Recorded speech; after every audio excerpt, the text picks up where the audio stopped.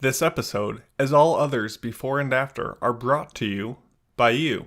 You and all the other anime addicts across the globe, raising your voices to spread the word and show support, lifting your fingers to type up a relatively pleasant review or clicking the like button to help the algorithm, and yes, even those who support us financially, and in return get a bevy of bonus content. From after parties where we talk inside baseball and way too much food, to hentai episodes where we...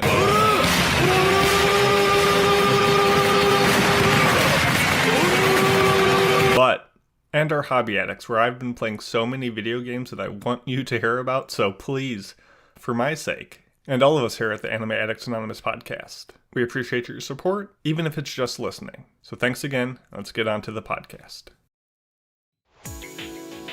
何よ、アニメアディクツアノニマスのライブブロードキャストやってるって言ってるでしょ。聞きなさいよね。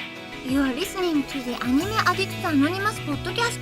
Make your anime addiction worse at AAAPodcast.com. And now, here are your anime addicts.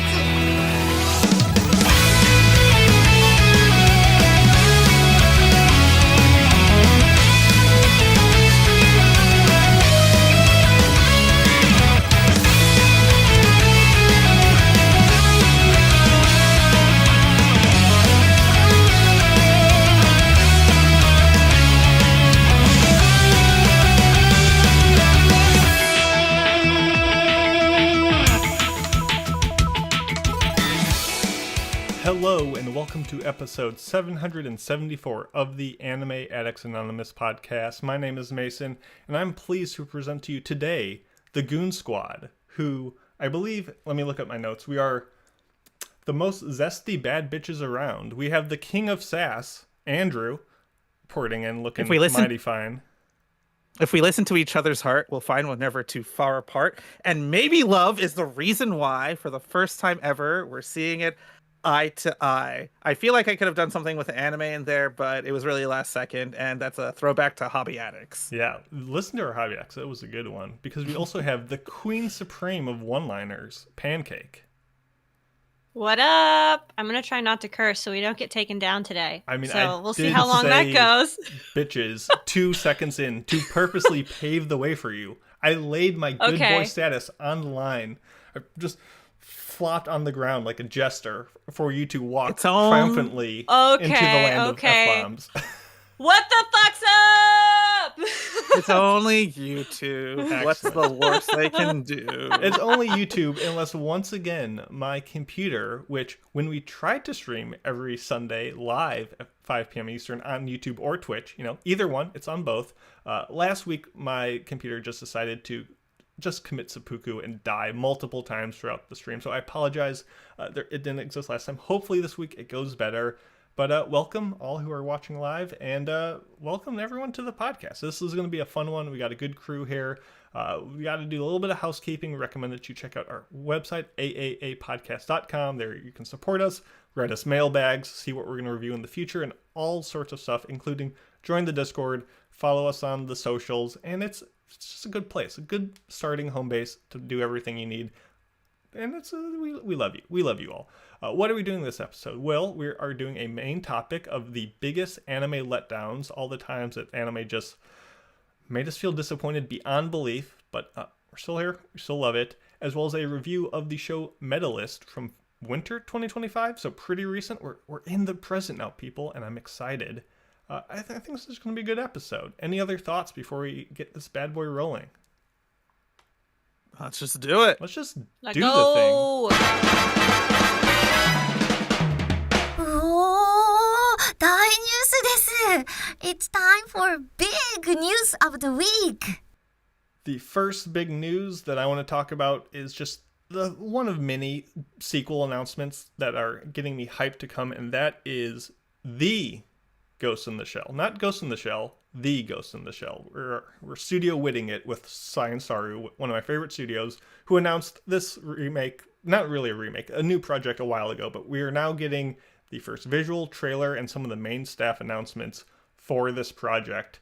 And while the past few installments of Ghost in the Shell probably could fit into our main topic discussion, I'm honestly very excited about this. Yes, unfortunately, we do not have the iconic voice of Atsuko Tanaka as the major, but there's a lot of good announcements here. For one, the director will be Moko-chan, who worked as the key animator and storyboard for Dandadan, the Heike story, and Tatami Time Machine Blues. So a bunch of good-looking shows that I think we all enjoyed to look out to. That's their directorial debut, as well as the script by To and Joe, who did Godzilla Singular Point, which is a bit much, but it's got good science in it, and just some other key staff members that I think will make this promising. But honestly, the biggest reason why I think this will be a success is because of the image I'm now showing on the Twitch, which is Floofy Hair Major is back.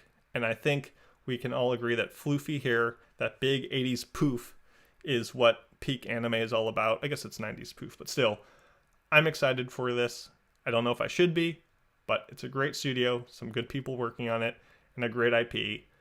So here's to the new Ghost in the Shell being actually decent. We'll see if it is. Any thoughts, opinions on this? Are we excited? I am optimistic, cautiously. I think it'll be great. I like the return of the floofy hair, as mentioned. It'll be a good time, hopefully.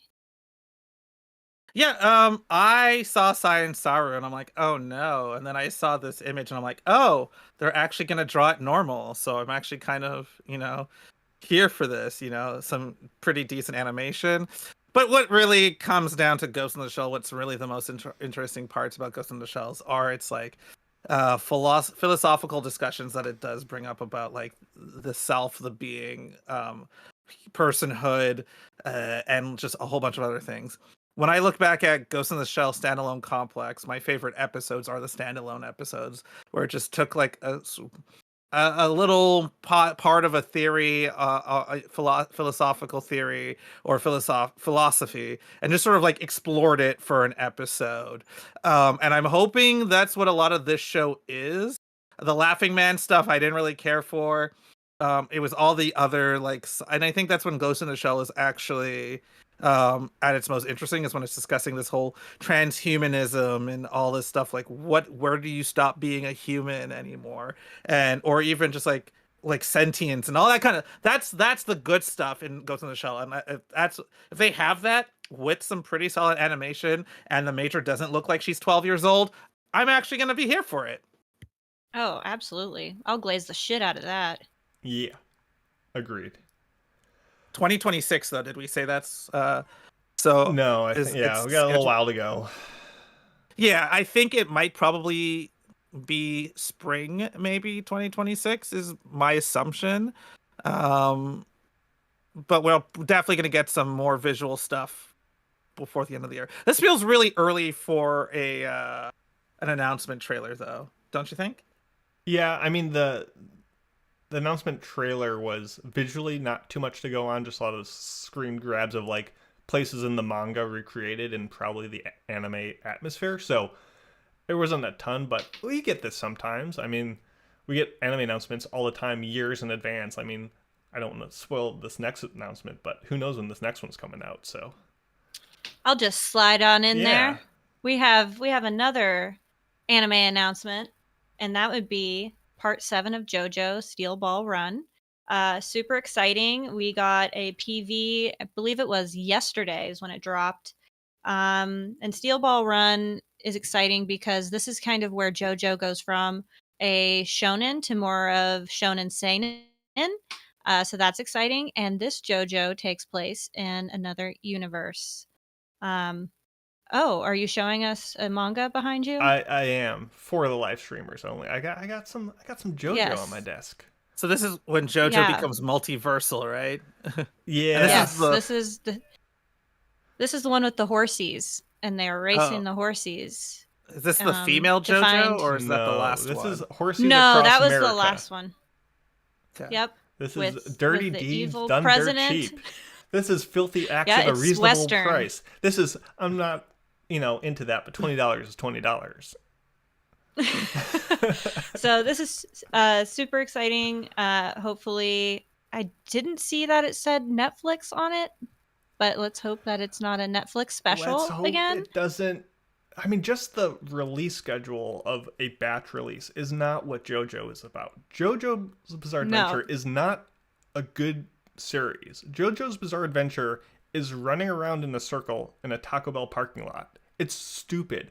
But when you get 40 of your best friends at 2 a.m. doing it, it's the funniest thing ever. And JoJo's Bizarre Adventure needs everyone to be on the same episode at the same time, hyped for no reason for a 1 weekly episode to just go nuts with it and make memes. Like it's all about the community with that. And here I thought it was a night at the Waffle House.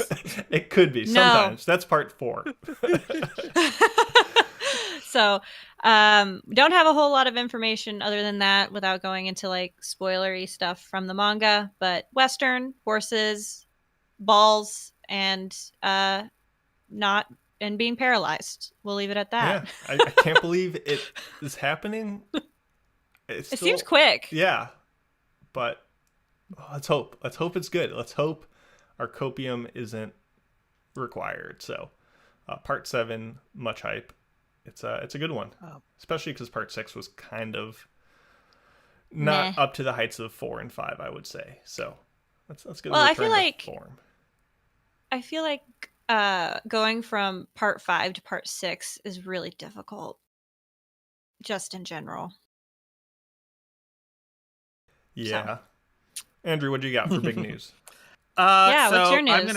I'm just gonna steal Mitz's news because my news is really boring. Ava fans are degenerates. I mean, that's just normal. Yeah. So as one of them, and the other news, basically that there's a train station in like the 3.0 plus 1.0, whatever that movie is called, which I still haven't seen yet because it took forever to come out. People just keep going outside of. They go to this train depot outside of the actual hours you can tour the train depot, ignoring all of the signs that says don't come here outside of these hours, and so it's become a problem, and so they have to figure out what to do with it. But the other more interesting news that I think people want us to talk about is Japan is finally doing what most other countries do and increasing the price on tourists for a lot of their tourist attractions. You see this a lot with non-local pricing to a lot of places. So like I equate this to what Disney does. So if you live in California, you can go to Disneyland, or if you live in Orlando, you can go to Disneyland for cheaper. But if you're from out of state or out of country, you're paying the full price. And I think Japan, what they're doing is something similar, where they are basically setting up a 2-tier pricing system where if you are a local, you pay a cheaper price, and if you are a tourist, you're going to pay a higher price. I think it's been floated that this is a way to combat the weak yen that it currently is, but it's also something that it sucks prices are going up everywhere, but it's something I'm not entirely mad at because it is something that, you should do to some extent. You do want your locals to be able to still go to these places, if I'm not mistaken, right? So no, that makes total sense. I for example, Meow Wolf in Denver, when I lived there, they had a local Denverite price, and then if you came from out of state, you had to pay a different price. And I think that makes sense, especially on attractions. So there's kind of two thoughts I have on this. One is there's a difference between a local's discount and a foreign or outsiders increase in price. And I feel like more often we get, the local discount, which I think is good. It feels better than, the foreigners having to pay extra. That said, though, I feel like this comes off as Japan is instituting this nationwide as some governmental policy. This is local businesses. This is a business deciding to charge more for certain folks, which is always a business's prerogative to do so. And, I don't like it, but it's fine. I don't think there's a policy set forth that's all foreigners have to pay more because their currency is worth more. I think it's just hey, we can get away with it. And it's okay, but it will bite some businesses in the butt if you go there and see people paying cheaper for what you're paying more for. But I agree that for the large portion of museums or attractions, like this is digestible to some degree, and it doesn't irk me or like make me anti going to these places or Japan. Yeah, absolutely. I mean, it would be a different story if it was like you go to the convenience store and the rice ball that is, 300 yen. Oh, you're a foreigner, so we're going to tack on an extra 500 yen to it. No, that would be like a different story than, oh, this attraction, you got to pay more because you're not from here. Makes more sense. I mean, I don't love it, but I get it, and it's okay. And if we, let's just be honest, let's just say Japan, these are probably the prices they should have been charging for a while now that they probably just haven't increased to at some point. And so, it's like, oh yeah. And in a way, you know what? I need reasons for less people to go to Japan, okay? I don't want y'all to ruin Japan for when I go in a couple of years, all right? Yeah. I don't want there to be, there's already enough people in Japan. We don't need like a billion more foreigners. It's just a few less, If this prices out a few people, like, not the end of the world for me. I'm going to be a little bit of a capitalist on this one, just this time. But that's because of my own pure selfish reasons. I think it's crazy how many people from China are going to Japan. True. That was wild. Pretty insane. Both times that Mitz and I went last year, it was just astonishing. So hopefully that helps with that a little bit. Yeah, less people going is. I mean, how much is like a extra $20 at the ski resort gonna like be like? Oh, I guess I shouldn't take this $4,000 trip. Like, you'd be surprised, right? You'd be surprised how cheap people can be once they get to the place that they are going. Yeah, but then they're already there. Yeah, but that extra $20 is a de-incentivizer for some people. Okay, maybe I won't go to that ski resort because it's an extra $20 now. I'll go to a different one that's a little bit cheaper, or I won't go to that ski resort. Maybe I'll go to this other place. Maybe it'll incentivize people to explore other parts of Japan. That's what we need more than anything. But that's the question for another. I think I read somewhere that Japan is offering some like free local flights once you're into the country to get people to go outside of Tokyo. Go to the get out of Tokyo. Go somewhere else, please. Go to Gunma. Just build a mini Tokyo at multiple places throughout Japan, and then when their plane lands, they're too dumb. They're like, "Oh, it's Tokyo," not knowing that they're on the complete other side of the country. That's all. You get a lottery system. It's like you get to go to Japan of the North, or you get to go to Tokyo of the North. You get to go. Yeah, you have a 33% Tokyo chance of the West. going to actual Tokyo. Perfect. Then they could use, make more money on the Shinkansen rides to get to real Tokyo. Exactly. Luck of the draw. Thank you. That was a fun big news of the week, and now we can get to our main topic, which is the biggest letdowns in anime. Obviously, the letdown word, when you look it up on dictionary, is a feeling of disappointment. So, we're going to try to not come off as the worst bad people ever here and just be all negative Nancy's and complaining. But that's okay if we do, because remember, we're the Goon Squad. We're bad people. We don't care. That said, I would argue almost any artistic experience that you ingest over a period of time is, if you're thinking hard enough, you're going to have some disappointment. Your favorite show ever probably has at least a couple moments that you're like, that wasn't my favorite, or that episode was just so-so, or I didn't like that line, or that's like, you can always find things that don't meet a high bar of standard. But I think there's a lot of ways that shows can be disappointing, whether it's a show that starts off great with an awesome first episode and kind of just becomes lukewarm by the end, sequels that don't match their predecessors, community favorites that get really hyped for you and then you watch it and you're like, that was it? Classics that you loved as a kid that don't hold up 20 years later. So I think we're going to go through a bunch of examples of shows that gave us a big letdown. And I kind of want to stress, and let me know if you guys agree, is I feel like a good show can still be a disappointment, and the worst cruddy show you've ever seen could not be, because you never had high hopes. So I feel like every show we talk about today isn't necessarily a bad show. They just, were disappointing for one way or another. Absolutely. So who wants to start off? Who's got something on their list that they want to point to as like, when I think of disappointment, I think of this show.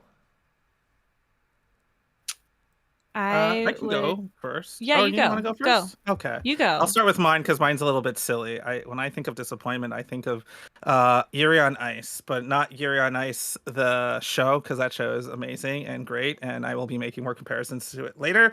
I think of the fact that the movie was canceled, and that is not the letdown that you think it is, but it is a letdown in the sense that the show itself was so enjoyable and so much fun that and it felt like it was promising us more, and the fact that we didn't get more retroactively kind of makes the rest of the series a little bit like, that's unfortunate.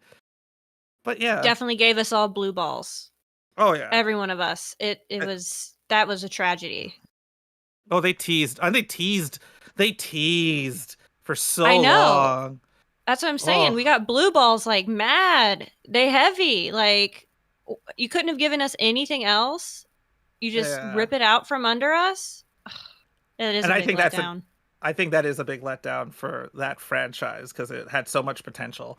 I didn't even think about that, because in my mind, like, Dreaming Machine, what was supposed to be the 5th film from Satoshi Kon before he like tragically passed away from pancreatic cancer, like, that was a film that was storyboarded, it was scripted, it was in the works, and then he died and they just kind of fell apart and we never got it.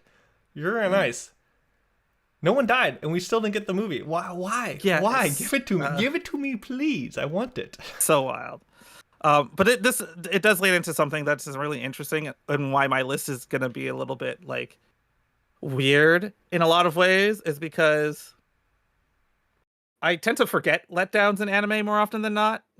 I just sort of like move on with my life. I was like, when I was constructing this list, and I feel like process is actually kind of interesting for some people to discuss, and I don't know if we discussed process and how we constructed our lists. I came up with mine in like 2 minutes, but that's just because I forgot what the topic was for this week. But when I was thinking about it for those 2 minutes, I was like, all right, let's go to dropped anime, because that's most likely to be a disappointment. I just never finished it.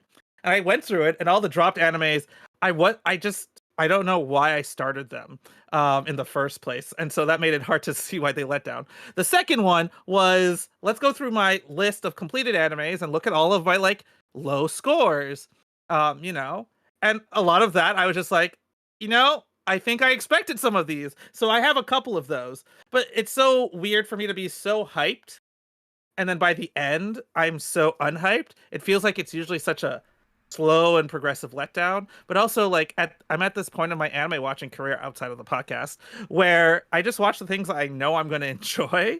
So it's kind of hard to be let down more often than not at my age, I guess. Andrew's just too good. He knows, he's like a connoisseur. He can tell at a distance. He can clock a show as being good or bad and doesn't fall into the trap that Pancake and I do of being like, oh, JoJo Part 7, it's going to be so good. It's going to be so good. And then it comes and we're like, oh, man, that was a bummer. But well, I try not to get hyped, and I fail. Well, we all know I have a misogyny system for how I judge isekai. You do, and it never lets you down. Yeah, never lets you down. But speaking of which, yeah, go ahead. I'll just jump to one. JoJo Part 6. That was a letdown for me. Especially coming after Part 5, which was just such a good, goofy, fun time. And then Part 6, it just kind of left a little bit of diarrhea on the sheets for me. A little sad. And I'm trying not to get too excited for Part 7, but man, it's hard when you love JoJo. Yeah. So that was a huge letdown. Were you expecting it to be a little bit more crazy, a little bit more wild, or were you expecting it to be like less weird? Was it just that you can say the summarily different? Okay. No, JoJo's weird and normal, but was it like too weird for JoJo? Was it like a different kind of weird than you were expecting? For me, a lot of it was the animation was kind of lacking for me. It just didn't give me the same kind of punchiness as previous. It just wasn't as fun as before. I don't know. And I think how it was released on Netflix really hurt it. That we kind of alluded to previously. Fair enough. It was just kind of I don't know, limp dicked me a little bit. Didn't have Speaking the of same limp dicks, chemistry or Mason. Oh, wow. I was going to say, I wanted to shout out Zero Rokio in the chat who mentioned Metallic Rouge. Everything Watanabe did outside of Bebop. Hey, you take that back. There's some good stuff. Like I disagree with that statement. Samurai Champloo's pretty good. Fooly Cooly sequels, yeah. Carol and pretty Tuesday is pretty solid. It was not a letdown. It may have let you down, but it did not let me down. I got what I wanted. First one on my list has to definitely be one that, I brought in all the hype myself, and I did this, which is Japan Sinks 2020. This is coming off of a monster stretch of unbelievable quality products from Science Saru and S-tier director Masaaki Yuasa. They did 2018 Devilman Crybaby. They did 2019 Ride Your Wave. They did 2020 Keep Your Hands Off Eizouken. They are killing it. Banger after banger after banger. And why wouldn't I get excited? The Olympics are right around the corner. Here we are set for this Netflix drop of this Tokyo Magnitude 8.0-esque disaster story set on the brink of hype, and all my favorite people are working on it. It starts off beautiful, emotional opening music, kicks everything off splendidly. I'm like ready for peak everything. And it lost the plot, it lost the humanity, it lost the animation. Just everything of any potential quality in the show went downhill so quickly that it was truly one of the biggest disappointments in my anime career, of just being all in on the show and just getting served a bologna sandwich. It was not good. Oh.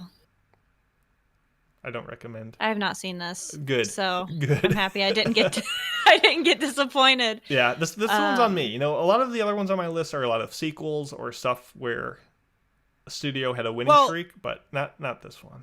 This one was I think sequels was a lot of the things I ended up being disappointed with, and one of the ones I was disappointed with was Natsu no Arashi Akinechu, because it felt like, and this is me remembering it because I watched this when it aired, the original Natsu no Arashi is this like weird esoteric like take on I think it's like I'm in my Mason phase of watching anime probably, where I'm looking for like these weird things. I think you would probably both love and hate Natsu no Arashi in a lot of ways, Mason, if you haven't seen it already.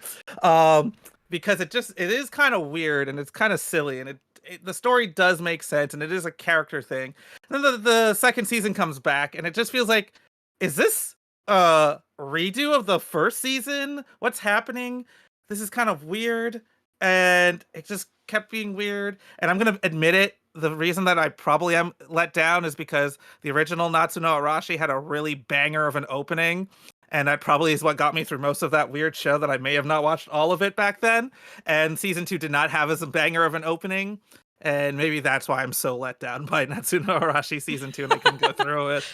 But oh man, I will show you the opening one of these days. It is a banger. I dropped season 1 a couple episodes in. I think just when I was doing my like deep dive on everything Studio Shaft ever did.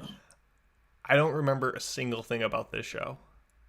I don't, like, I'm looking at it, I see, the art and I see the characters, and nothing is ringing a bell. So maybe I should give it another basically shot. A guy goes to work at his like, either he goes to work at his like grandparents, or he's visiting his grandparents in like this the suburbs or like the rural part of town, and he works in a cafe, and he meets basically this ghost girl from during the wartime Japan. I don't even know why I remember all of this, and she basically has the power to time travel, and then they meet a whole bunch of other characters, but she can time travel when they like hold hands and stuff, and so it leads to a lot of random shenanigans with that.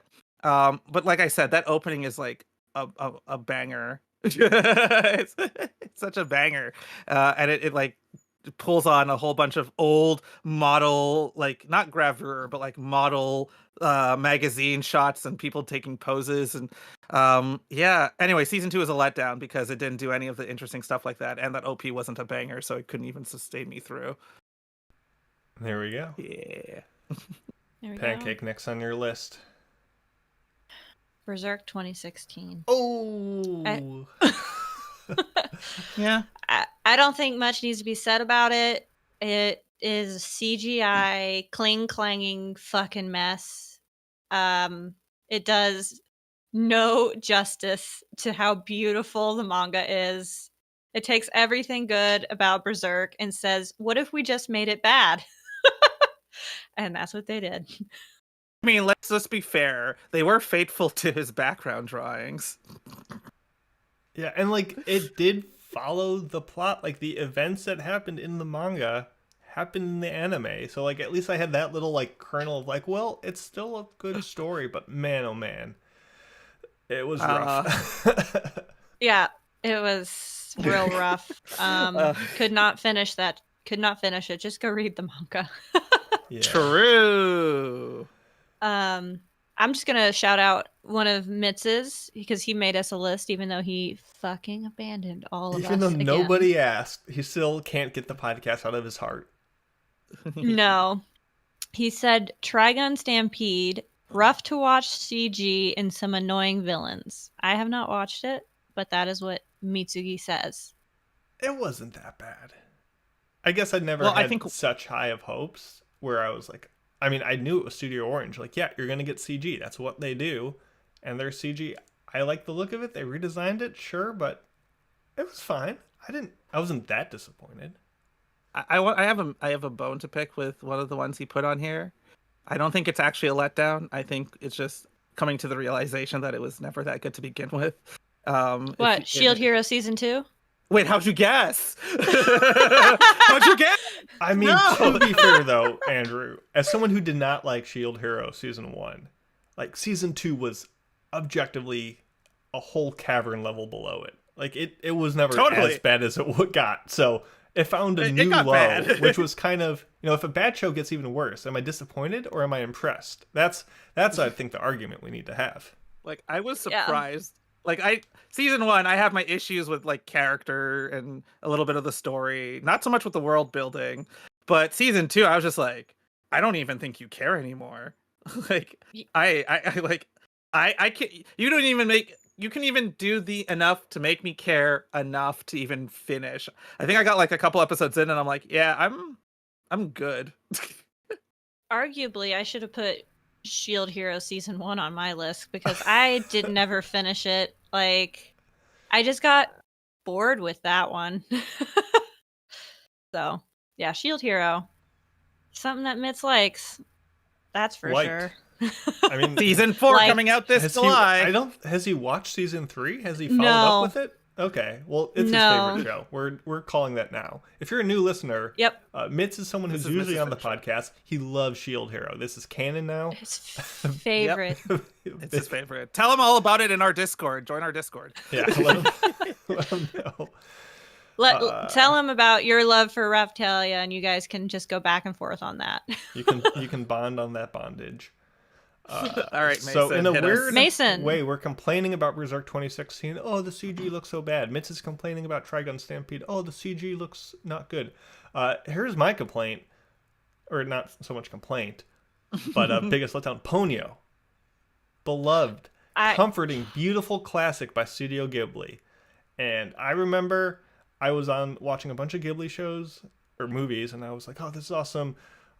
I should have my mom watch one with me. And I was like, oh, Ponyo, that's I heard that's not like a violent one or anything. She might love it. So I sit my mom down and I'm like, oh, let's watch Ponyo. This is this anime thing. It's really cool. And her just like mocking me afterwards for being like, Ponyo wants ham after. It breaks me down emotionally to this day. Ponyo is one of the best looking movies, even on like Ghibli standards. It's up there, but it's just so childish at times, and the plot and writing so nonsensical and confusing in a way that just it didn't leave me with the warm fuzzies like it's supposed to. I was so disappointed in what my emotional arc was with that, and my mom making fun of me for having her watch this didn't help. So, absolutely, not a winner. It's like, you're going to give me Spirited Away and Princess Mononoke and Castle in the Sky, and then give me motherfucking Ponyo?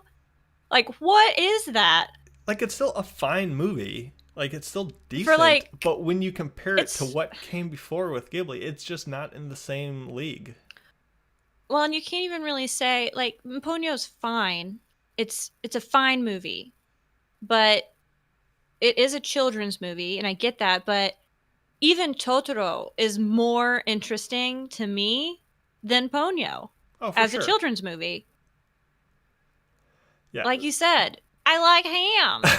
Totoro is a kids movie to be appreciated by everyone. Ponyo is a kids movie for children. And just Sakuga snobs who are like, yeah, the frame rate on that fish swimming was immaculate. Like, yeah, I get it. Fair. But also that's all it had going for it. I don't hate Ponyo. I just hate watching Ponyo with my mom. Anyway, next. Andrew. Yeah, all right. So this actually gets into one of the shows that isn't a season 2 or anything to that effect. And when I say this is a letdown in the sense that I really like the OP, and I really liked scenes I saw from it when I was like that showed up on like my feed on like Twitter or anything. This is back in the day when Twitter was more like you would get random clips from anime and stuff like that, and not like the TikToks. So this is pre-TikTok kind of thing. And so the show that was a letdown for me was Nichijou, in a lot of ways, because I went into it after it was airing. It wasn't like, didn't sound like my thing.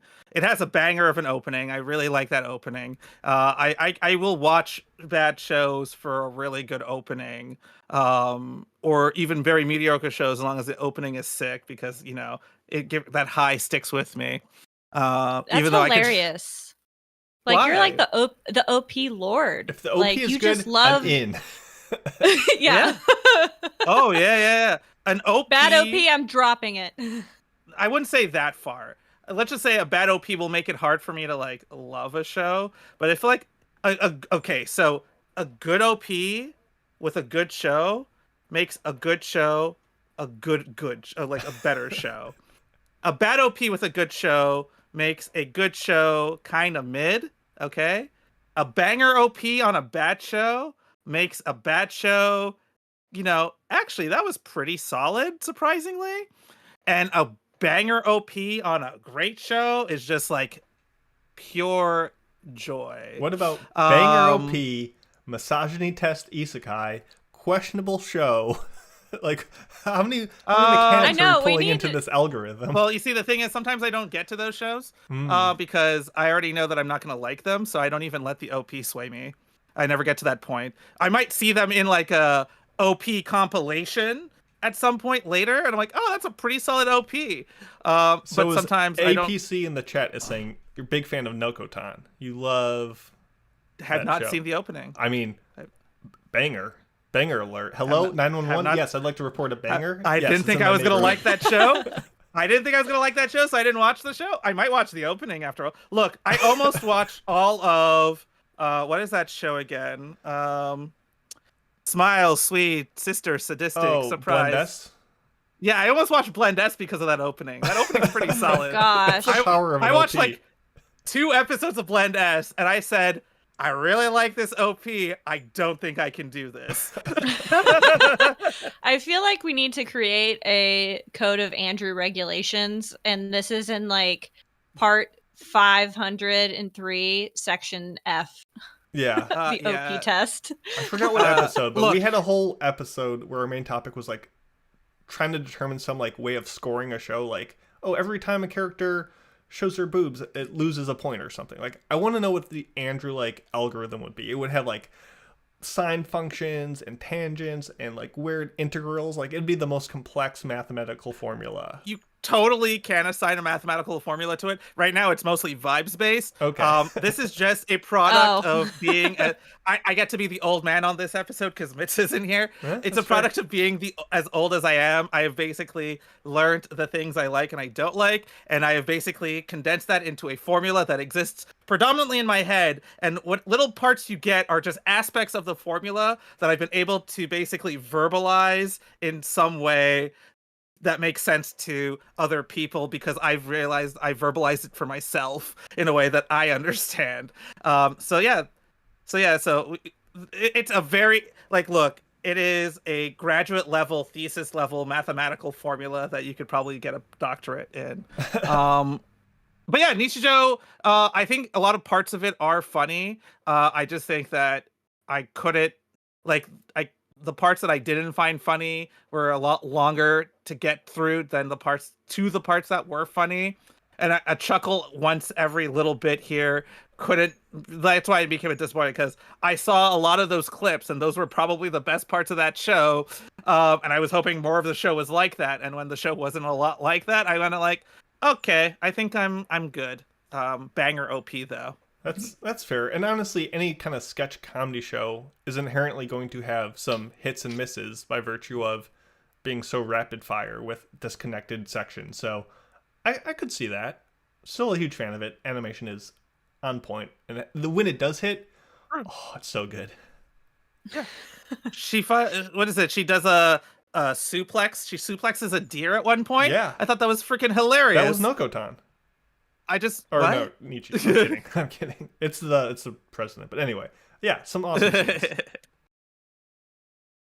All right. Guess I'll throw out another one of Mitsugi's. Godzilla SP. Too much techno babble. I don't know what that means. I will not elaborate. So if you guys would like to, have at it. Yeah, there was just the same guy who's doing the writing for the Ghost in the Shell. Wrote the script for Godzilla SP, and it just got very much in the weeds of parallel universes and time travel, and really didn't do the best of legwork of explaining that to the audience. So if you were not following along very precisely, you would miss a lot of the big moments at the end and be very confused, and he didn't like that. So Godzilla looked good though. Oh, well, at least Godzilla looked good. I mean, that's the only thing we go to Godzilla. That's the most important part, to be fair. Well, what about you? You gotta have a good Godzilla. For me, I have Mary and the Witch's Flower. That was a letdown for me. And I think it's because they tried very hard to be Ghibli, and they just weren't Ghibli. And it felt a little boring and empty as a story overall. I'm not saying it's a terrible movie, but it just doesn't hit like you are led to believe. Yeah, I remember this one being very underwhelming, and it's kind of similar to what's that other film that definitely is trying to ape the Ghibli aesthetic? I guess there's a lot of them. I don't know. I don't even know. There's so many. Like, I was looking at the stuff, and I'm like, oh, well, there's that one and that one and that one. Yeah, there's a bunch that tried to cash in on that kind of vibe, and just there's a reason why Studio Ghibli is Ghibli, and yep, absolutely, it's tough to replicate. Just ain't it. Let's see, next one on my list. Ooh, what do I want to do? There's so many to choose from. Let's do a sequel, which is,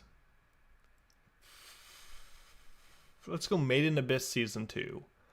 I really enjoyed the first season. I thought it was great. I really enjoyed the movie. It was brutally great. It was a tough watch. It's challenging. It's not for everyone, but I thought it just was both simultaneously so depressing and morbid while also being like triumphant and glorious at the same time. It's such a great whiplash of emotions. Season 2, I thought it was just really aggressively fine.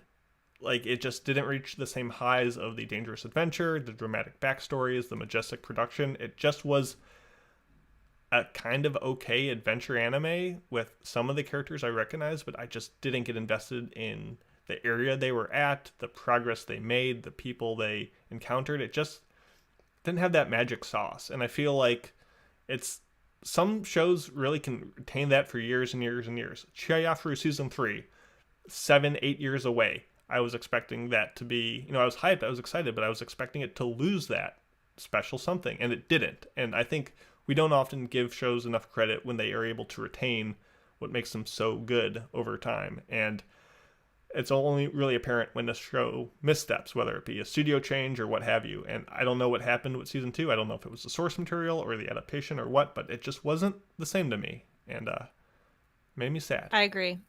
Did not hit. Season 1 had me like bawling in the last episode.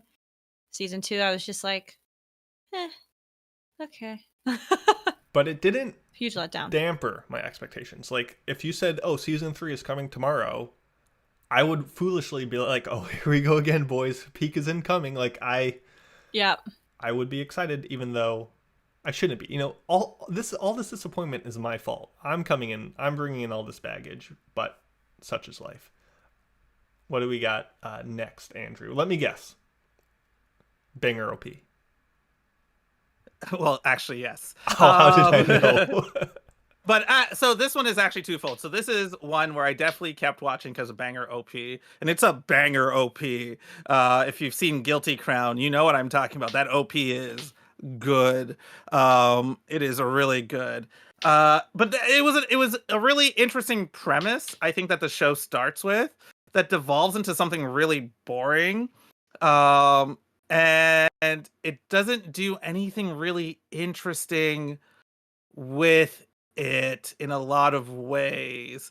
Like, basically this guy is special because he is, and he finds this girl, and she basically unlocks this power with him where he can he has this power where he can basically pull out weapons out of people's bodies. Basically their internal weapon. And so he pulls out this sword out of this girl. And this girl is special. I can't remember why. And I feel like the world was really set up for it's been over a decade since I've watched this show, by the way. But that OP is still in my mind. It is that good. And it just kind of got boring. It became like this weird, like the high school drama got really stupid. They try to become like an independent nation or some stupid things like that. It gets really boring and slow. The main character gets really annoying. He doesn't feel like he develops in any way, shape, or form. And everyone just sort of like lets him be a little bitch because he's the chosen one with the powers to pull weapons out of people and stuff. So yeah, but the OP, and the soundtrack. If you've heard it, you know Sawano. what I'm talking about. Yeah, true. It is a Sawano soundtrack. Yo, that show had so many. The animation. It's basically the same problems I have with Shield Hero in a lot of ways. Good animation, good soundtrack, good OP. Well, the one Shield Hero OP isn't as good. But like good production values. And then it shits the bed on story. It shits the bed on certain character development. No, but we need more Sawano soundtracks. That's all I'm gonna say. he's pumping them out, and they're usually pretty fun. So this was Guilty Crown, was a little bit before my time, so I wasn't wrapped up in the hype going into it, and everything I've heard about it was just pretty overwhelming disappointment, and I have never checked it out. I've listened to the soundtrack because it's Sawano, but like I've never actually been compelled to watch it to live in disappointment firsthand. So yeah, I think I'm good. Watch that OP. That's all you need to see in that. There you go. That's awesome. Yeah. Pancake, what's next? I'll read another Mitz one real fast. Pride of Orange. Hockey, but Moe Blob Idol Girls. Boo. I didn't watch. I watched maybe one episode of this, and I just couldn't take his bitching. Was his excitement really that high? He loves a sports anime. Fair. So he gets excited for every single one. Yeah, I guess so. So not worth it from Mitz's perspective, but if you like Moe Idol Girls and hockey, have at it. From my list, I have Promised Neverland Season 2. Because it felt like season 1 set it up to be like a 3-season show, and then we get season 2 and they speed run it and make it shitty, and they're like, that's what you get, you're welcome, bye. Yeah.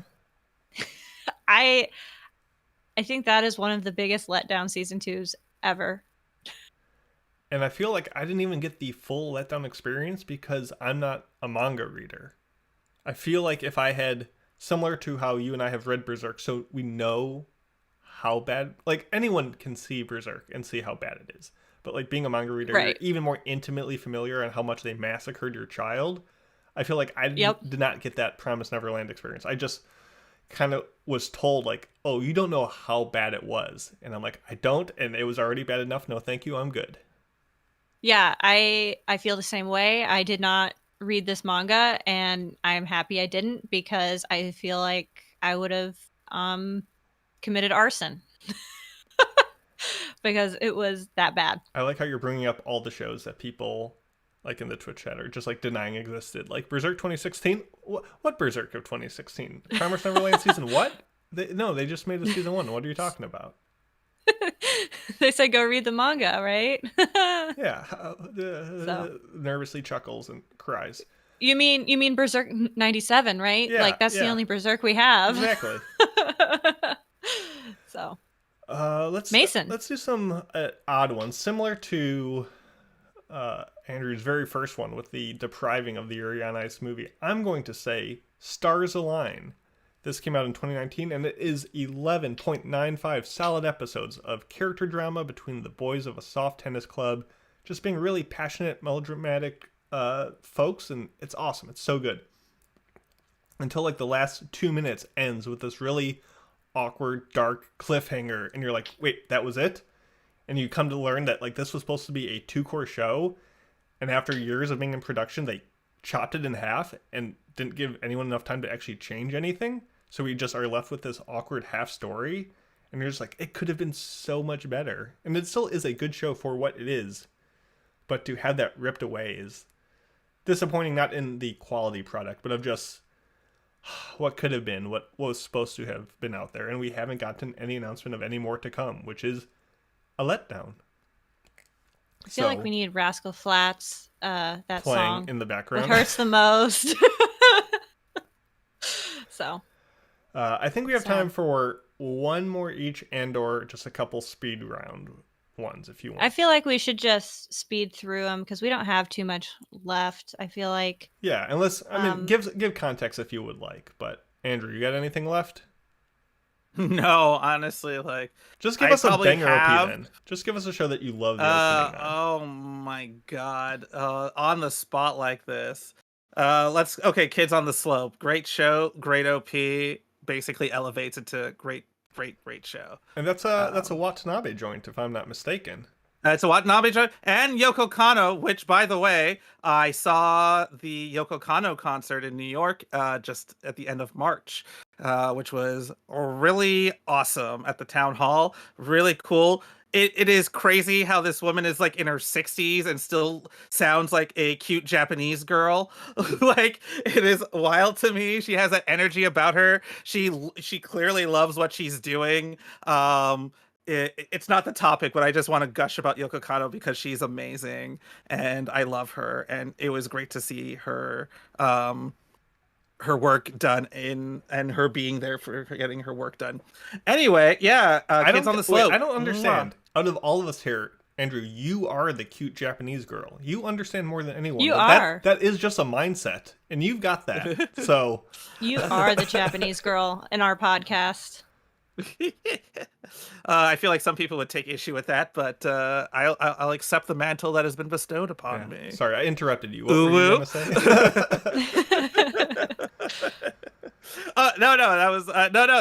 That's a banger OP. Kids on the Slope. Perfect. That's the one that just came to mind, and it gave me a chance to talk about Yoko Kanno for a hot second. Excellent. Pancake rapid fire.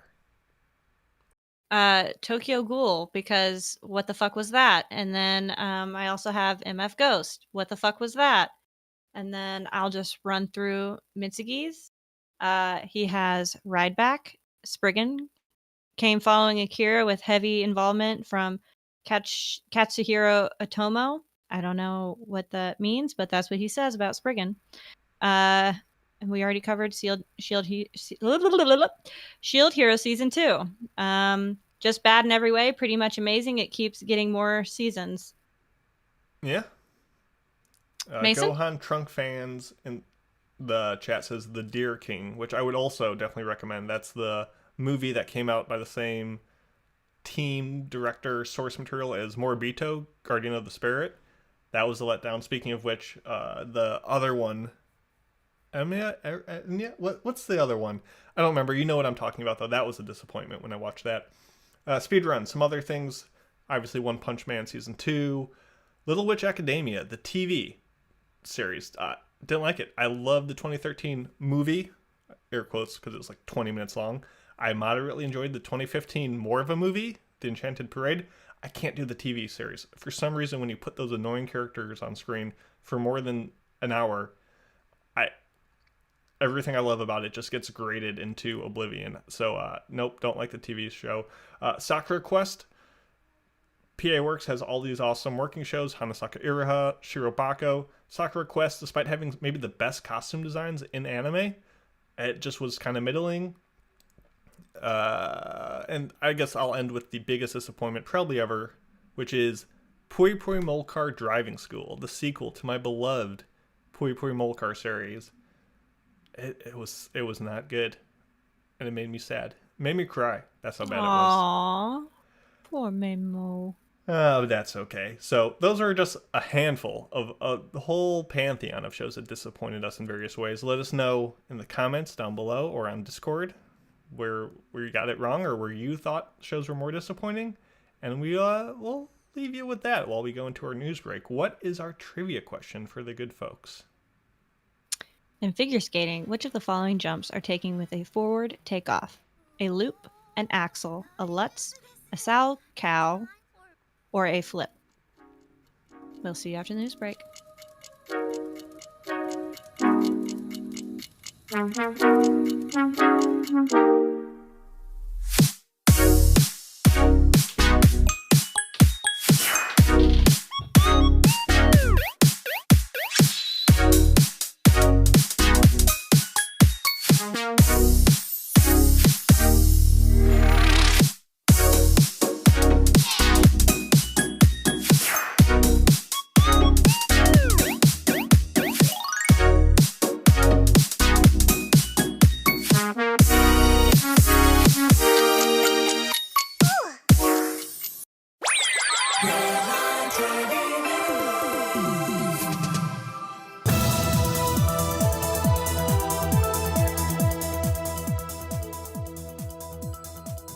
Hey, Anime Addicts, Mitsugi is here in spirit, and it's time for your anime news break.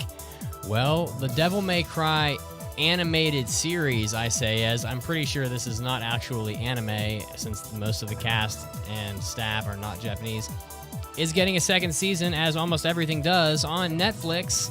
So this was announced this past Thursday by Netflix itself, saying that the new season will be quote-unquote coming soon, so you'll be able to see more of Dante and his flashy guns and terrible one-liners, all in his action-based glory.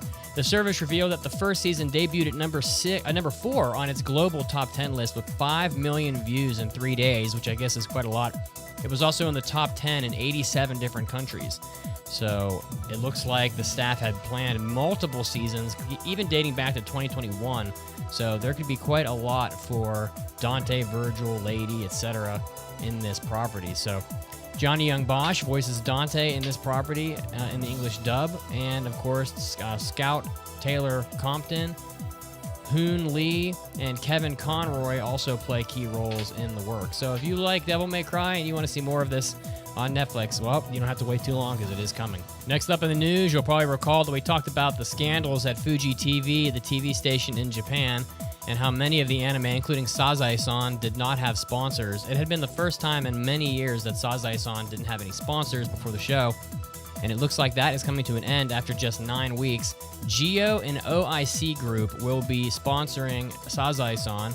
Anime News Network confirmed this past Sunday's episode that aired, and Geo and AIC Group commercials, along with other commercials for Fuji TV productions, were indeed there. So the Fuji TV productions included also new drama series as well to fill in the time slots. There are other anime series that were airing on Fuji TV that are still struggling to gain corporate sponsorships, but they don't have the cachet that Sazae-san has. This includes the very popular Chibi Maruko-chan, which is going without a corporate sponsor. So we will have to see if that and more anime get resolved, but it looks like the scandal is cooling in Japan around Fuji TV, and they are indeed getting their sponsors back for many of these anime productions. Next up, Wit Studio is back at it again with an adaptation of Shun Katsuto Daikosha, the light novel, which is going to be made into a TV anime. That translates into Agents of the Four Seasons, Dance of Spring, from director Ken Yamamoto of Uma Musume, and again, done by Wit Studio.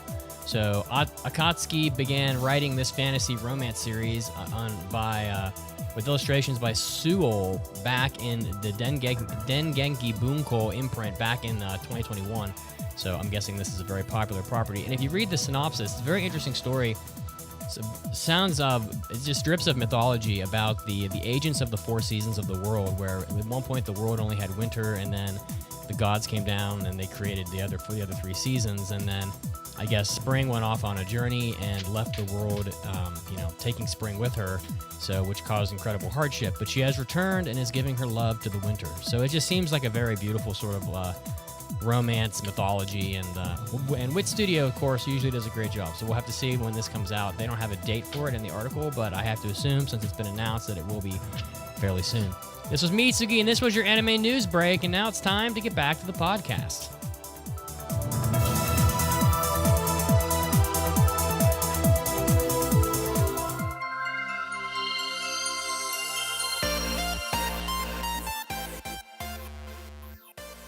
Well, now comes the time of the week where I beg you for money. If you want to support the podcast, you can help us out. We love you so much. We've been doing this for so long, and it's really all for you. It has been all the way since the beginning, and it still is. So if you want to help us out, give back some love, keep this train on the rails, patreon.com, or our website, AAAPodcast.com/join. We do our best to reward you. You know how we give you all the extra content. You hear about it every week. But if you do want to help out the show, now is a great time. It's a great time to do a good thing and help out a buddy and be a great anime addict. So again, support the podcast, and we will keep supporting you as well.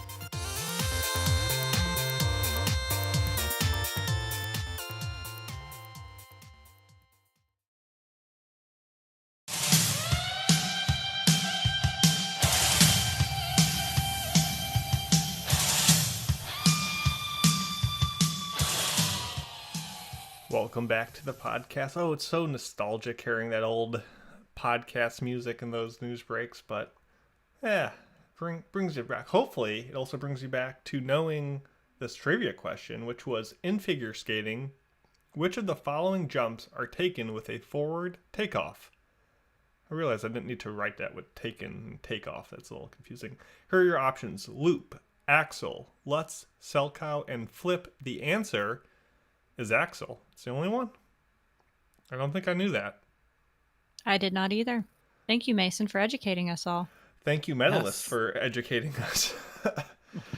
We also, hopefully in the spirit of education, have a mailbag for us to dance to. It's time for an almighty anime mailbag. Anime.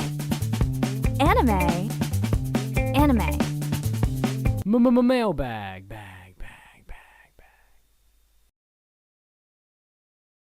Andrew, would you like to read said mailbag?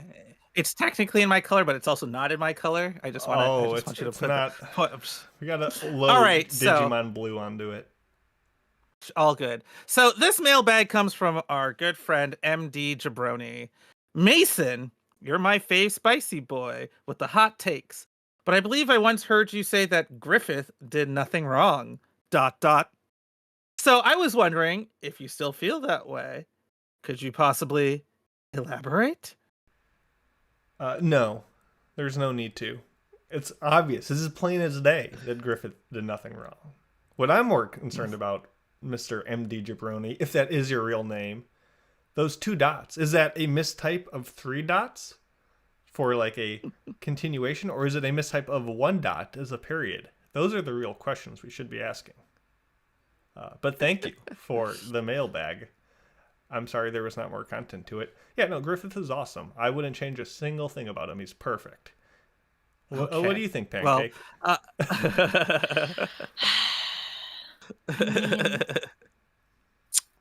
don't like Griffith, but technically he did nothing wrong.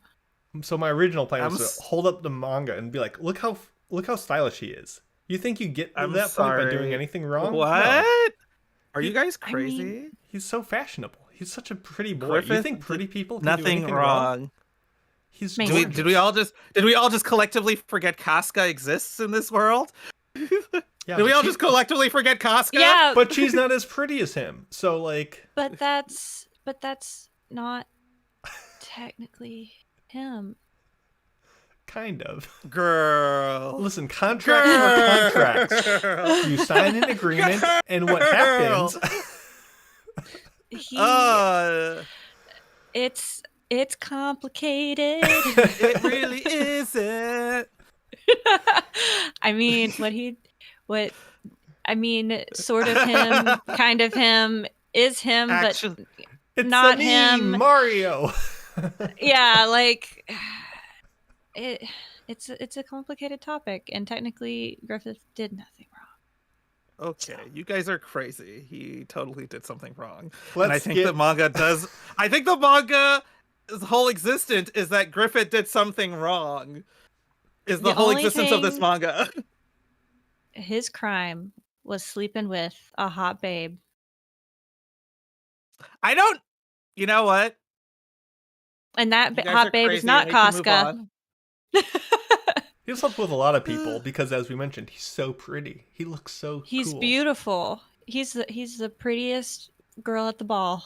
He's the cute anime girl in our soul the whole time. Let's get into this review.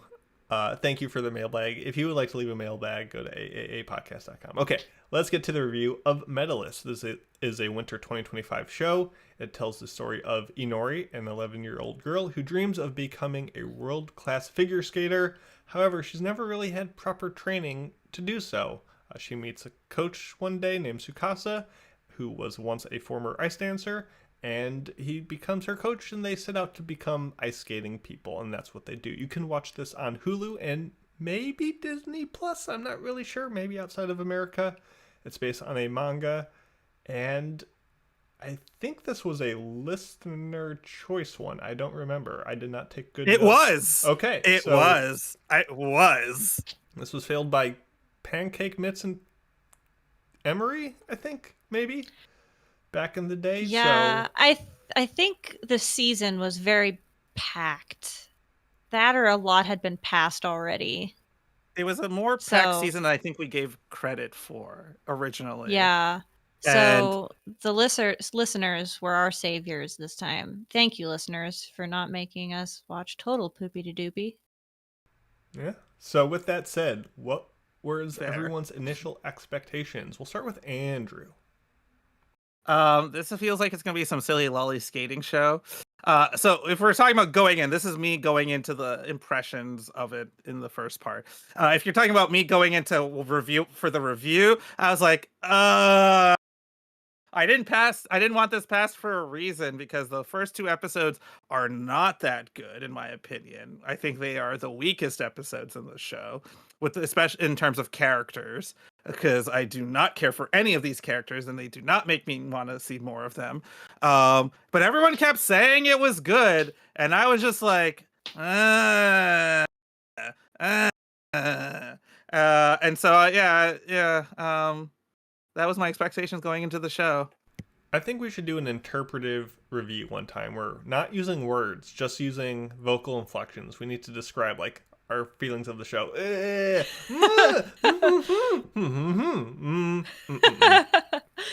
And just That would be fun. That would be 40 a fun minutes of that. segment, actually. an interpretive dance review of kinds. Pancake, Medalist, going into it. Expectations. Oh no! Another girls' sports anime that won't be about sports. That was my initial Yeah. reaction. Accurate more than you would think. Yeah, I guess similarly, Yeah. I was across the spectrum on this because yay, ice skating. Skating is cool. I'm a hockey boy. I love this stuff. Also, modern day sports, particularly ones focused on girls, just tend not to really be focused on the sports that you come to watch. And finally, Studio Engi. I don't really like what they've been doing. They did like Uzaki-chan Wants to Hang Out. Like, no one thinks that show looks good.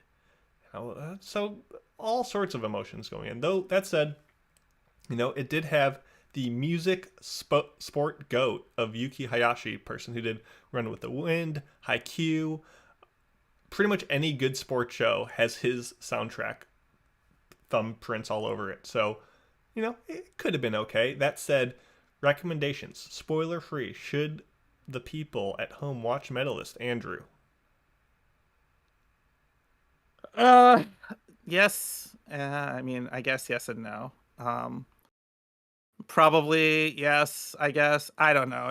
It's really rough because a lot of what me watching the show is me thinking that I would rather be watching Yuri on Ice again through most of this.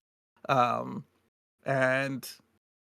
that's where a lot of it is. I really wish I was watching Yuri on Ice again, and this is what this show made me want to do. You should totally watch the show. Yuri on Ice, I think, is a more interesting character version of the show in a lot of ways, even though it is a shorter period of a show. I think the main characters are grating most of the time to some extent with their personalities, but every now and then they just somehow become endearing. I clearly both like and hate this show for many different reasons, as you've gathered. I think overall it is a solid show. It is more solid than I was expecting from. I thought this was a troll from the listener's choice when I first saw the picks from the listener's choice. I am still a little bit upset that I did not get my Super Sentai Red Ranger Isekai as a review option from the listeners. So maybe that's part of where I was going into it. But at the end of the day, this is also your very generic underdog to greatness sports story. And how much you like those will probably determine how much you enjoy this show. I think I'm just not here to see like 10 and 11-year-olds talk about like their life as it's basically ending. So yeah, that's me. Yeah, you should probably watch it, I guess. Andrew, not a fan of worms, apparently. Worm hater. Wow. Yes. Easily. Yes. Pancake, what do you got? I think, yes, I would recommend it. I think it's a super easy watch. I like the focus on the sport. And I actually, as we alluded to in the trivia question, learned a lot about ice skating from this versus I did not learn as much in Yuri on Ice. And objectively, Yuri on Ice is a better ice skating show. But if you enjoyed Yuri on Ice and you like ice skating, I think this is a fun take at it. I think it has the potential to be a longer running anime that would show the characters maybe go through life and mature and grow in the sport. Maybe like a la Major possibly would be nice, but I doubt we'll get that. That was ice cold. It can be a bit dramatic. It also run longer because you're actually going to get more of it, unlike Yuri on Ice. Yeah, I'm crying myself to sleep. Yeah. Well, we did get season 2 has been announced. Yes. That they're going to be doing a season 2. So that's good. That's really great news. I hope they don't blue ball us like Yuri on Ice. It would suck for them to do Disney that money. with 2 ice. Disney money. Yeah, these are on Disney Plus. These are Disney Plus shows. Oh, got it. Sorry, got it. Disney Plus / Hulu. So it's Disney money. So yeah, like I watched this on Disney Plus in Canada. So yeah, it's Disney money. So they probably, if Disney bought that second season, they're getting that second season. Sorry to interrupt. No, I mean, I think it's generally what I would call a good sports anime. I think, like Andrew alluded to, the characters can be a bit annoying and overdramatic at times, but they kind of weirdly grow on you a little bit throughout. So yeah, I recommend it. Maison. I'm kind of in the same ballpark as both of you. Yes, the show is immensely watchable. It's very easy to get through 12 episodes of this or actually 13 for this review. You just turn it on and it just kind of goes. And it just putzes along The pacing is a little jank. The characters are a little whack and melodramatic, but it's digestible. It's, it's anime. It's fine. I do think that I don't really compare it to Yuri on Ice. It feels very stylistically different in so many ways. And yes, they're both ice skating, but it's the same way that like One Outs doesn't feel like a baseball anime like major. It feels more like a betting kaiji kind of show. To me, this show, Medalist, feels more like Bakuten or Backflip. It was also kind of heavy CG, had the Hayashi soundtrack, and it just kind of felt like it's progressing with the novice to somewhat talented, whereas Yuri on Ice is someone who's like in the depths of their career, like already accomplished, already kind of dealing with that kind of midlife woes, even though he's like, 16 years old. But so it's a very different story arc and style. If you like figure skating, I think this presents it pretty well, and it's just kind of a compelling watch, even if it is a little janky in a lot of ways. It was better than I expected, and that goes a long way sometimes, having those low expectations. So it was all right. If you're really hankering for a sports show, especially one that focuses on ladies, that actually focuses on them doing the sport, that's rare these days. So for that alone, it's an all right watch. So with that said, we're going to get into the weeds. There's not a ton, but there's a moderate amount to spoil. But here is your warning, just in case. Spoilers are coming. Oh my god! And where would you guys like to begin? What is the most eye-opening part of this that you want to talk about? Eye-opening? I don't think any of it is super eye-opening. At first, I really could not stand Tsukasa or Nori, like, at all. Like, Great. Our two main characters that are constantly on the screen. I just felt like Tsukasa was such a Mary Sue with nothing behind him for the longest time. But once we finally got some more of his backstory, I gave it a little bit of grace. I was like, okay, that's a little bit better. I still don't like that he's like the best ice dancer in the world, but it I guess we need it for the competition between his athlete and the other main athlete, the black-haired girl, and I can't think of her name right now. Hikaru. Yeah. Hikaru, yeah. Hikaru. The most contrived and her coach. rivalry perhaps ever. Oh, absolutely. So there was that. He was a little bit over dramatic all the time, and she was over dramatic all the time, but eventually they kind of worked together in a weird fucking way towards the end. I was like, okay, they're meant for each other. The writing just seemed very base level. Like, I felt like we got the first draft of this, and it's like, okay, what if we have a girl who's just really, like, she is a good character, she works hard, she has natural talent, and we'll learn later on, like, she lacks that stubborn pride, something that all the other characters have to overcome. Rio with his, like, superiority complex, Mittens with refusing to take ballet. Like, she's open to new ideas, and she's like a sponge. So she's just a good character. And the whole point of the show is she's starting her journey late, and her coach started his journey late. And, like, that's as far as they thought, and they just said, okay, that's good enough, let's run with that. And it just makes it feel very lacking. And I thought the coach's backstory and the way he's, like, adopted by this family, and they're like, why didn't you call that you were here, and why didn't you call him? Like, it felt so kind of blah. But I think where this story shines is little moments where you kind of get not just, oh, it's the 11-year-old girl story, but it's also the coach's story, and we get his doubts and his struggles and his regrets growing up. We get Inori's mom, who kind of reminds herself, oh, don't panic about the lost suitcase. We get Shinichiro Ryo's father, like, fist pumping when his son nails a jump. Like, it's not just, oh, the kid's story, it's more the adults as well. And you get a little more glimpse into, like, the community that builds an ice skater than just, I gotta work on my jump. And I did like that aspect of it, even if it was a little plain. Yeah, there were enough characters and enough character dynamics to keep it interesting. I feel like this anime would be absolutely atrocious if it were just if it solely focused on Nori and Tsukasa's story.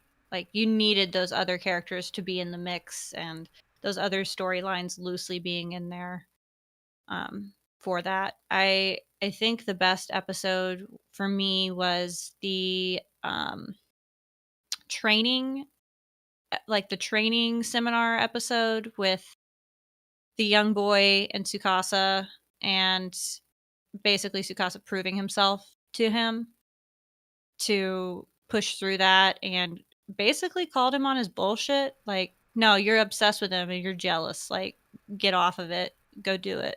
Well, it was a great kind of parallel because Tsukasa, this coach, his like regret is, I didn't start sooner. I didn't do this right. I didn't do this right.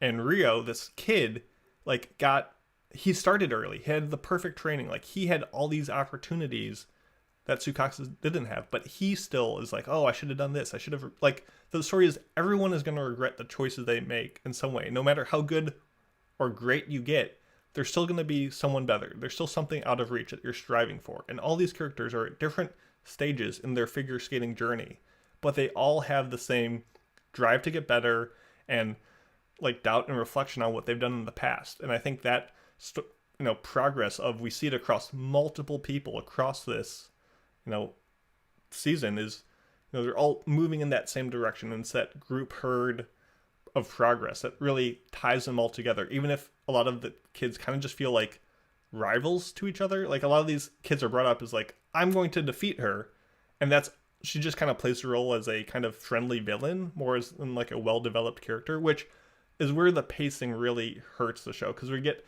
Mittens and we get Hikaru and we get all these folks, but they kind of just end up being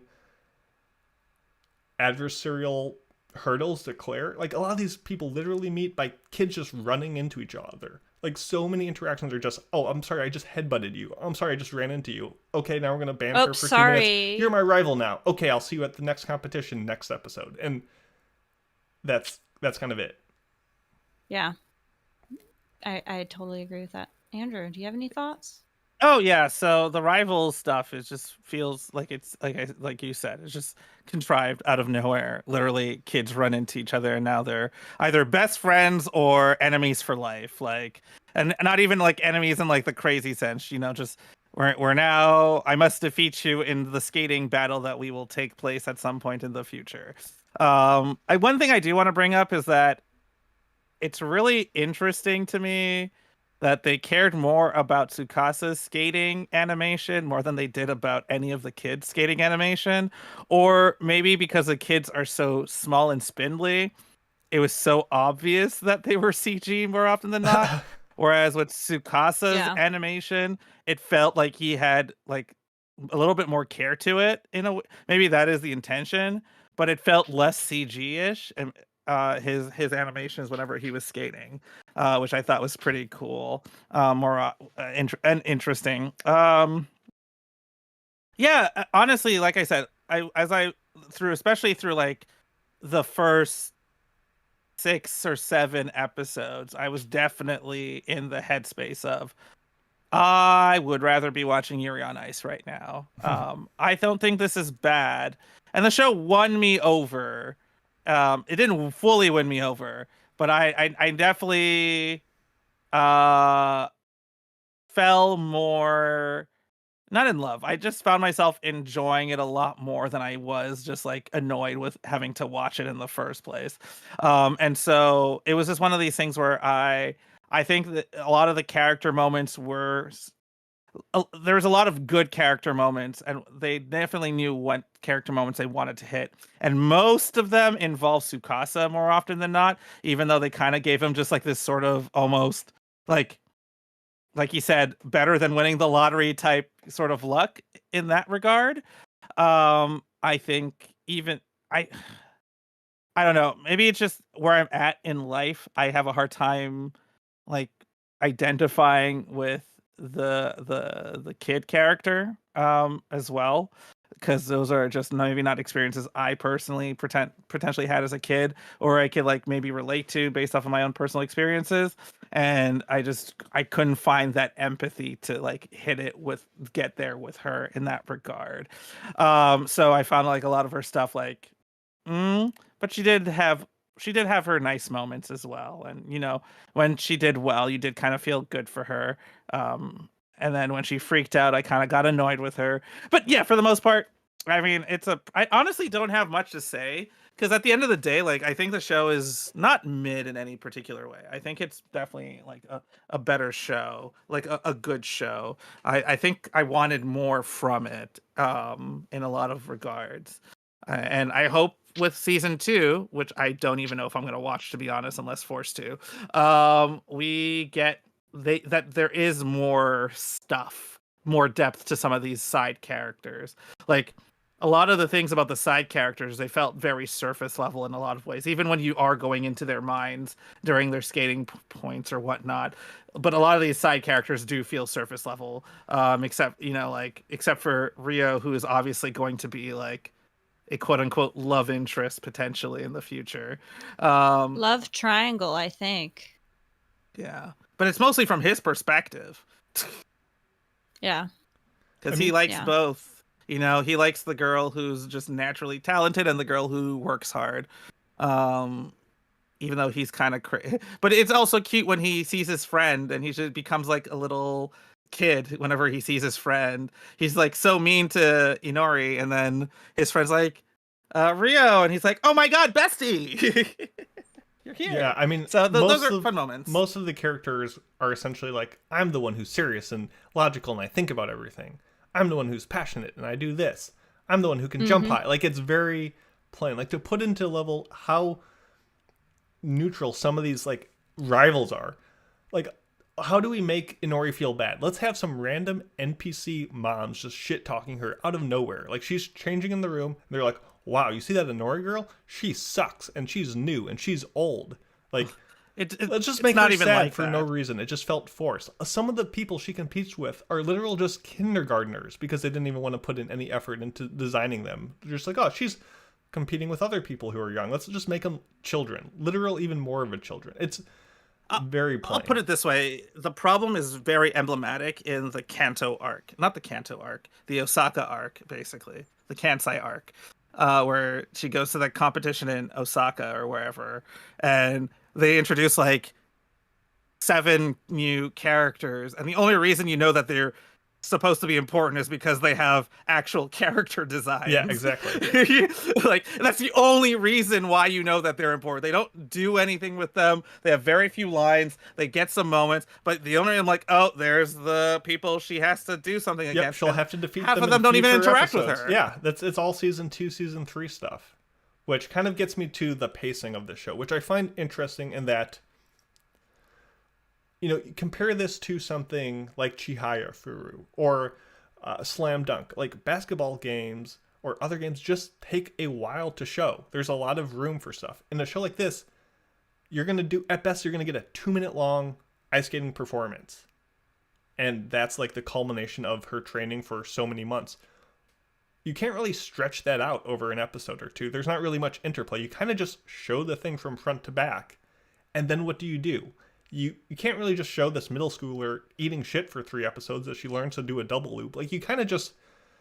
the show very much goes, okay, you saw one competition, and let's say 4 months later, okay, she's a little bit better. Here's the next competition. And it kind of just pushes you along. And I get that in concept, and I wasn't really against it because I could kind of fill in the blanks. Like, oh yeah, she's probably working hard and training, and now she's a little bit better. Fine, I get that. But then... you get episode 10 where we get this interstellar leap of, okay, she got injured and now it's a year later and she's won all these more things and she's triple jumping all the way. Like, the show is very much like pushing to get her better and not really spending enough time basking in the trials and tribulations and kind of those inter-character dynamics with rivals and coaches and friends that you would kind of see in a major, where you get that slow, steady buildup of her progress. It's kind of just... it feels like we're speed running her way to the sport. And I get that because that's what people want to see, but it just felt a little too herky-jerky. And getting to the next competition, when we all know it's about the journey, not the destination. But I don't know. I thought it could have been, I mean, any slower and people will lose interest. I get that, but it could have been slower. Just easy. It takes more time. I agree with that wholeheartedly. I felt like it was competition, a little bit of training, competition, the end. I did like Nori's character development though, throughout. Oh yeah, I just wish they spent more time on it. Her going from a crying, freaking out worm picker to, letting it all go, and the last performance of the season was really well done. But the pacing did feel a little breakneck at times. But I think that that comes into like, what was our favorite arc? Probably that training arc where it was just her and Rio and other people just kind of doing ballet or working on this or kind of working together to practice their jumps. And that's where you really saw that transformative nature of sports, the confidence and feeling like she finally belonged after being bullied in school, like all those kind of moments that we didn't really get that full release. We got it told to us, but we didn't see her emotional journey quite the same way. Like, it was nice seeing her mom, who had, pretty valid reasons to be like, I really don't want my daughter doing this. It costs a lot of money. It's a lot of effort. She's not really doing well in school. And, my older daughter did this and she kind of had a rough time with it. So like, you feel for her mom, even though she's kind of like speaking negatively and like not unintentionally speaking to children. Like, that's kind of that dual arc of the story where the adults kind of learn as much as the kids do. But I wanted more time soaking in that. And I think that would have given it more of the humanity I felt it was missing, instead of just, okay, she picked worms, she fell down once, and she's a superstar now. Also, why in the first episode did Tsukasa like chase her and like caught her, and her bag was full of worms? Shouldn't she have used those worms to pay for that skating session she had already paid for? Or did she pick up more worms? She was saving them for later? Yeah, I think she might have just, got worms all the time. I guess so. Non-stop worm. You get worms on the mind. She's a Shadow of Colossus thing. She's looking for those white tails. Yeah, exactly. I also wish we got more time with poor Emma and her pigeons. What's up with that? just sitting there. Emma will be back in season 2. Don't you worry. It's just. I hope so. I want to understand the pigeon thing. Listen, in this show, your daughter is either going to be this, spoiled, pampered princess who is just snotty and bratty and annoying, and that includes Rio. He can be a pampered princess prince. Oh, God. Or you're going to be an animal girl. Like, those are your only two choices. So pick a side. And not normal animals. Not horse girls, not cat girls. Nope. Not dog girls. Worms or pigeons. Or cats. That's your choices here. I guess, or cats. I guess Mitten is a cat girl, so. Yeah, she is a cat girl. She was my least favorite. Yeah, she looks like she was straight out of a Sonic game. Yeah, I just did not like her. I mean, but visually, whatever. I thought the designs were pretty good. I thought really Inori's like off-model, like emotional caricatures, like all the funny ways they drew her were fantastic. Like all the expressions were really well done. The performances were decent enough. They were CG, but they were fine. The only issue is there were some characters where they would jump and they'd be like, oh my goodness, look how high she can jump. That's incredible. But visually, the show wouldn't really portray that. It just kind of looked like a regular jump. It's like, there were some missteps. Overall, it looked fine. It sounded fine. I mean, I'm a huge fan of Gustav Holst's Jupiter, which is like the song she dances to. So that was epic. It was very funny seeing this epic sounding orchestra with like an 11-year-old kind of just shimmying along the ice. But hey, I'll take it. There was a bunch of funny moments. I loved when they were like at the sleepover at the training camp, and in the morning they woke up like in figure skating poses, like they were dreaming. They were like, I loved little moments like that, which was peppered in from the parents staying up late making uniforms to the instructional booklets that haven't changed much since Tsukasa's generations. Like, I've experienced all of those kind of on the hockey side, and being a hockey player, I kind of have that Venn diagram overlap with figure skating. Like, I've seen that process, and the show really did capture a lot of that really well. I just wanted it to slow down and spend more time with the characters, learning and growing and having just better through line and emotional struggles. So that's kind of where I'm at. Yep. I think, I don't think there's much more to say about it. I think if you like figure skating or looking for another sports anime, this might be one to check out, but it is a little fast and they should have spent a little bit more time on it. Yeah, I guess so. I think it felt too fast and too slow a bit at the same time. I think if they extended out a bit longer, it might not be as good, but it felt like they went too fast in some ways. I think it's just maybe the amount of characters that they introduced. I think like the more interesting arcs are the ones where they focus on less characters, right? So like the training arc is very, like it pulls back the focus on only really a couple of characters. The initial arc really does focus on a couple of characters. That middle episode after the time when she wins her first competition, the Mako Cup Aftermath, where you learn the guy's backstory, that becomes that's like probably my favorite episode because it actually sits with that one character and basically delves into some of his psyche.